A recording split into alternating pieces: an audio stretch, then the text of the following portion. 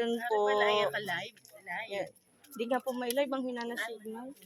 Kaya na-video ko lang, upload ko na lang. May remembrance man lang sa pag-graduate nyo. Mandit yan. Oh, graduation day po. Yung iba. Ang dami na. Daming pananim na puso. Yan. So, graduation po ng Pantayan ngayon, October 12, 2023. FBS. Farm Business School.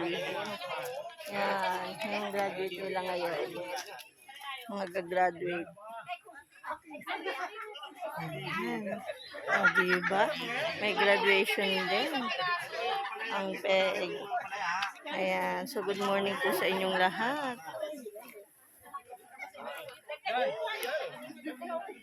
Today is graduation day at Pantayin Tumbahan. Ayan. So, congratulations po sa lahat ng graduate. Ayan. Thank you for watching.